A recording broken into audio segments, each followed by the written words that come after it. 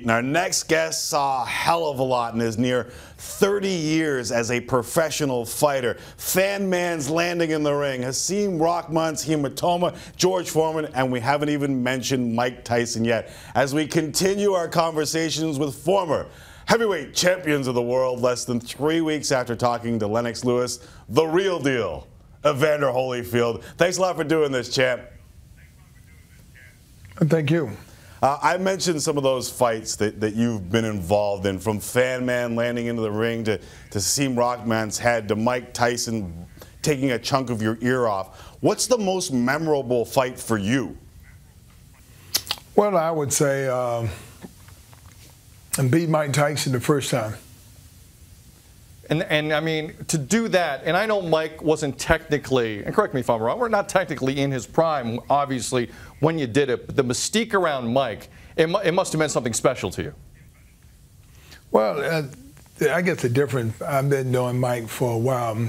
Mike and I were both on a losing squad trying to make the Olympic team, you know, which he didn't make it. But I guess the most important thing that he the first person that I trained with who tend to work out. He could do everything good. I'm telling you, the boxing skills, the hit the bag and the rope, and he just he trained hard. He was super. Evander, I've always wanted to ask you this. What was the first conversation like between you and Mike after he bit your ear? I guess the next week we was in New York together. He asked me, was it all good? I said, yeah. and we got on the elevator together, and we went downstairs, and everybody kind of like amazed that we wasn't fighting for free.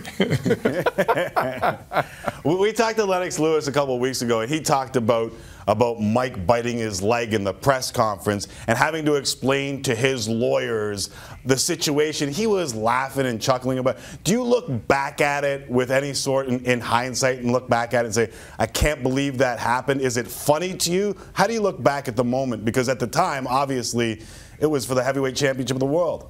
When I look back, it just it's a bad situation. Because with me, I look at it, you know, he didn't want to fight, and this is what his way out. And so, you know, and so in that, you know, you just said, well, you know, things happen when people have tension tantrum.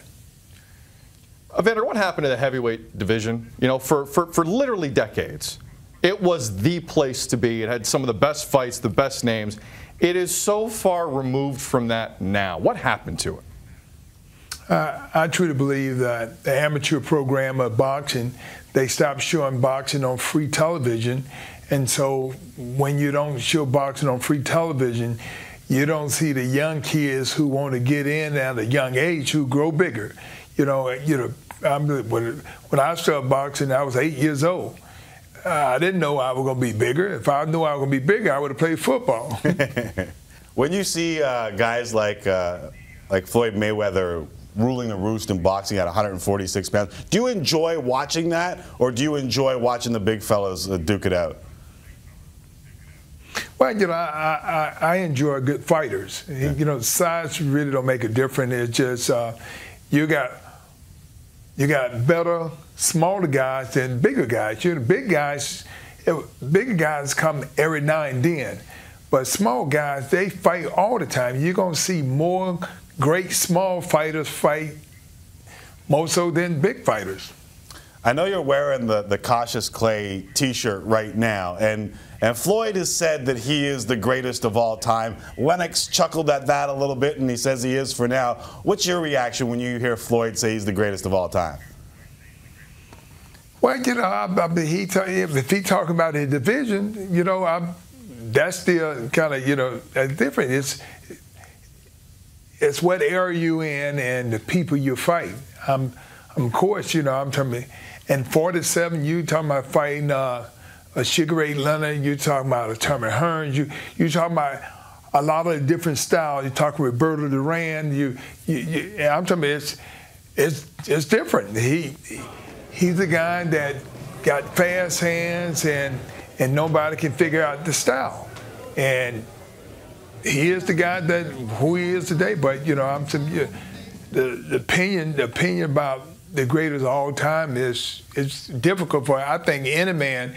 Even as Ali said it at the time, he hurt a lot of people feeling. A lot of people was mad when he said it. You got to understand, anytime when you say you the greatest all the time, man, that's them big words. So you're going to always have somebody to say, well, who are you to say you the greatest all the time? Because it's different fighters, in different divisions. Evander, who's the toughest guy you ever fought and why? Well, I was, man, Reddy Bo was the toughest guy to me. I was like, Reddy Bo was like this. He was a big guy, and he felt that a good big man better than a good little man. and so when you fought him, if you were smaller than him, he lived to bust you up. He was a good fighter. He was one of a few different guys that you got into the ring with more than one time. Riddick Bowe, Mike Tyson, Lennox Lewis, Ruiz, Moore. There were a bunch of guys that you got into the ring with a couple times or maybe even 3 times. Was it ever tougher getting back into the ring with any one of those guys? With me, I had no fear of nobody, and I know every time to be successful, you're taking a chance and losing. And so if you're afraid to take the chance of losing, you're never going to be a winner. And that's what makes winners, people who take chances. Evander, what did you love about fighting and what did you hate about it? Well, I really didn't love it. I did it because of the fact that it's the only thing I thought I could be successful in. But I like the outcome.